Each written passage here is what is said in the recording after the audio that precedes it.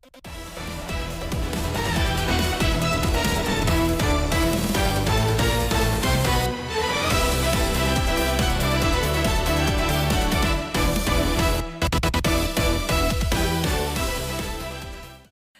guys, Sandy Ingram here. Welcome.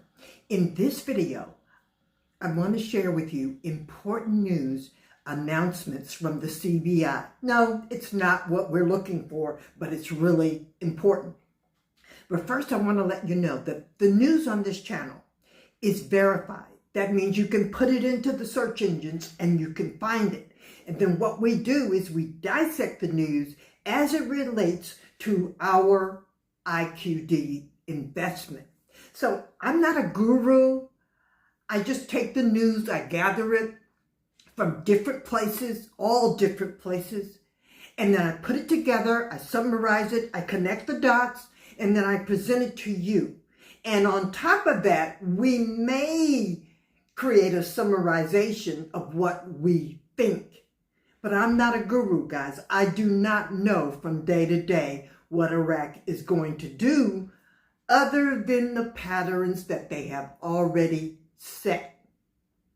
Now, I will explain to you my concerns, my deepest concerns, because of their latest actions. But I want you to stay till the end of this short video because you need to see what the international news feed is saying and reporting on Iraq. First, I want to share a couple of things with you. The UK, Germany, and Switzerland are all making commitments, financial commitments with and to Iraq. And we think this is great. But here's the deal that I want to speak to you directly. I don't know what's happening in the American news cycle about this new global health issue.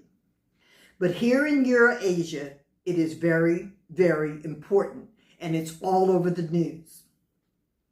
Now, if you are a subscriber of this channel, this is what I want you to do for yourself immediately after you watch this video. Not tomorrow, not later on, but immediately. I want you to go to the Amazon website and I want you to purchase seeds for planting fruits and vegetables. Sealed packages of seeds, small packages, not very expensive. Now, if you don't want to buy it from Amazon, then get in your car and drive to the nearest store nearest you and purchase food seeds. And I need for someone to tell me in the comment section, I purchased a full package of food seeds over 10 years ago, and I've been traveling with it for over 10 years. So I need for you to tell me if the package is still sealed, are the seeds still good? Please let me know in the comment section. Okay, for the membership, this is your morning. Friday morning is when I report to you.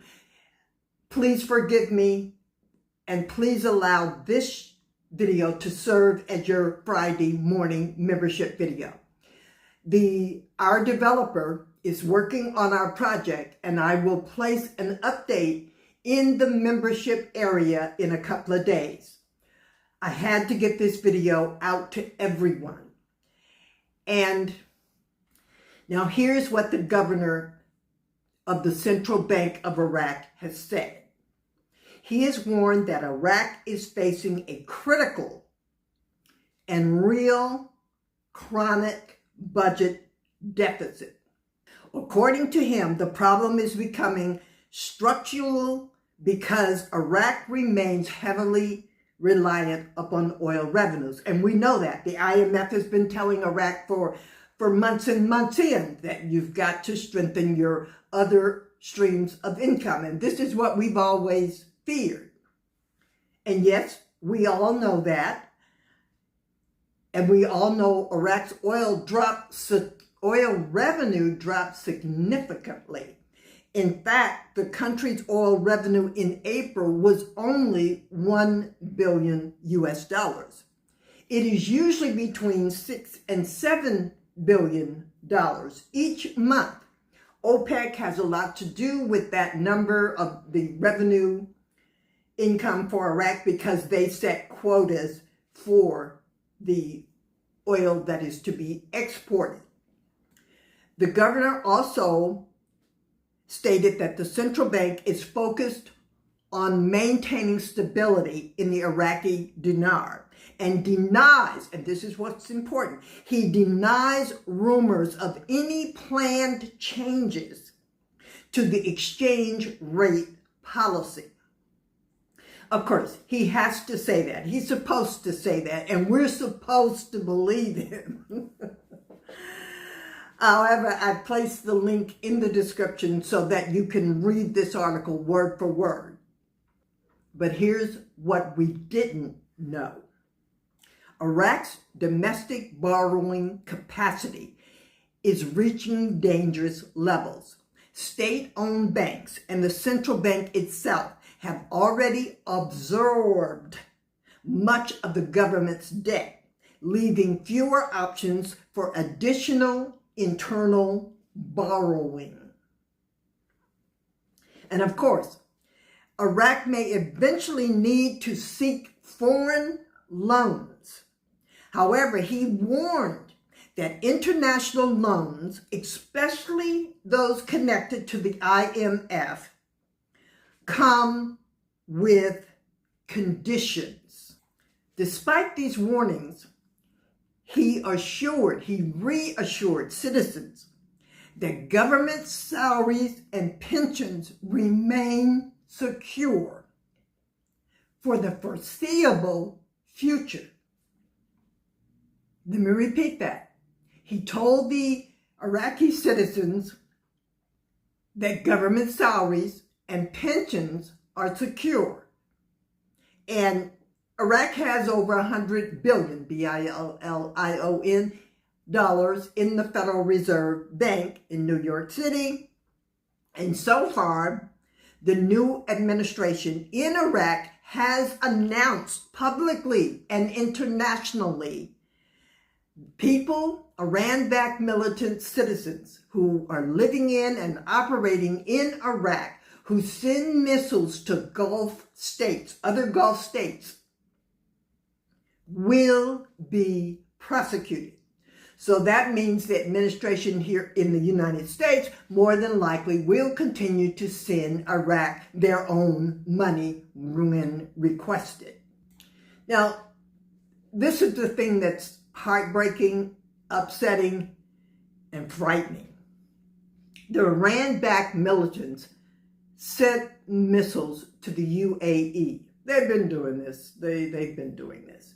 But the problem is they sent a missile to a nuclear facility, which started a fire, and all hell has broken loose. In the Middle East, the UN, and of course the United States has been saying all along, unarm the Iran-backed militants within Iraq. Now the UN is holding special meetings, and you'll see in a moment the news reports surrounding this. Now, no one was killed, and there was no nuclear release. The United Nations Security Council has condemned the drone strike on the United Arab Emirates' Barakah nuclear power plant. And Russia also joined global powers in calling the attack unacceptable.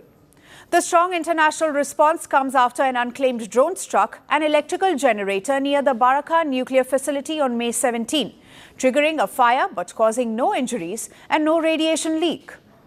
Attacks targeting peaceful nuclear facilities in any country of the world are categorically unacceptable. Against this backdrop, our country categorically condemns the actions of those who carried out the strike targeting the plant on the territory of the UAE, thereby generating risks of escalation.